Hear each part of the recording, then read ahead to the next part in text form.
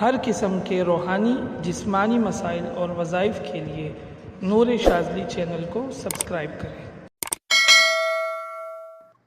نحمده ونصلي على رسوله الكريم اما بعد فاعوذ باللہ من الشیطان الرجیم بسم اللہ الرحمن الرحیم۔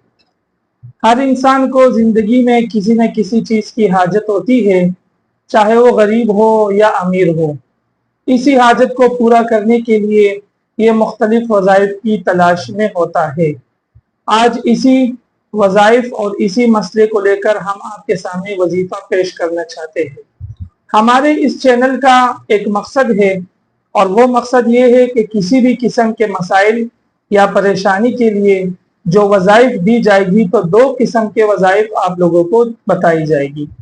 پہلے وظیفہ کا تعلق سنت کے ساتھ ہوگا، یعنی آپ صلی اللہ علیہ وسلم یا صحابہ میں کسی نہ کسی سے ثابت ہوگا، جس کو مسنون وظیفہ کہا جاتا ہے، اور اس کے لیے کسی اجازت کی بھی ضرورت نہیں ہوتی۔ اور دوسری قسم کا جو وظیفہ آپ لوگوں کو دیا جائے گا وہ ہمارے سلسلے کا مجرب المجرب وظیفہ ہوگا۔ تو انشاءاللہ آج اسی مقصد کو سامنے رکھ کر ہم آپ کو دو قسم کے وظائف بتائیں گے،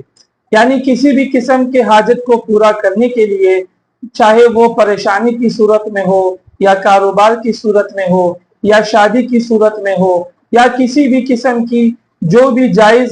حاجت ہوگی، اس کو پورا کرنے کے لیے سب سے پہلے ہم جو سنت کا وظیفہ ہے، جس کو مسنون وظیفہ کہا جاتا ہے، وہ آپ کے سامنے پیش کرنا چاہتے ہیں۔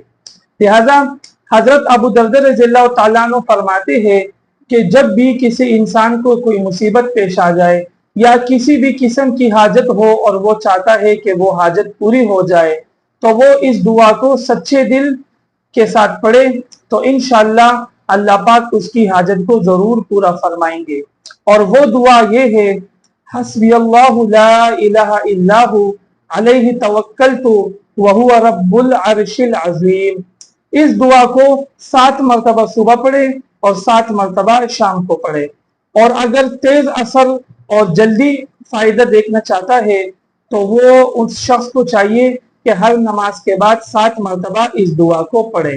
حسبی اللہ لا الہ الا ہو علیہ توکلت وہو رب العرش العظیم۔ اس دعا کی وہ کثرت کرے، جتنا سچے دل اور اخلاص نیت کے ساتھ پڑھے گا انشاءاللہ اس کی حاجت اللہ پاک جلدی پورا فرمائیں گے۔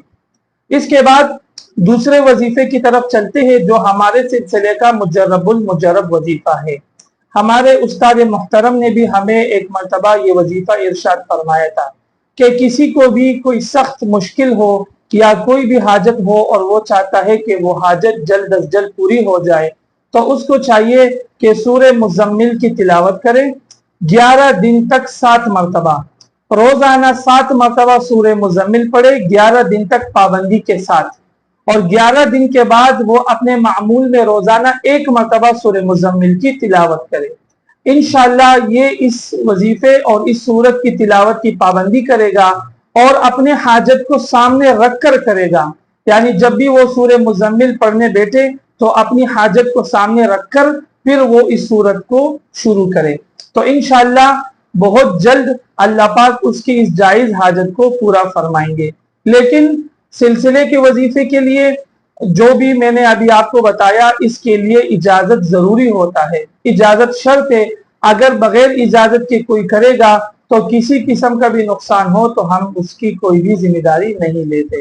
اور اجازت کے لیے آپ لوگ ہمیں کمنٹ کر سکتے ہو، انشاءاللہ آپ لوگوں کو اجازت دے دی جائے گی۔ اس کے علاوہ کسی بھی قسم کے استخارہ فی سبیل اللہ یا کوئی بھی روحانی یا جسمانی مرض کی تشخیص کے لیے اسکرین پر موجود نمبر پر آپ لوگ ہمیں واٹس ایپ بھی کر سکتے ہو۔ وآخر دعوانا ان الحمد للہ رب العالمین۔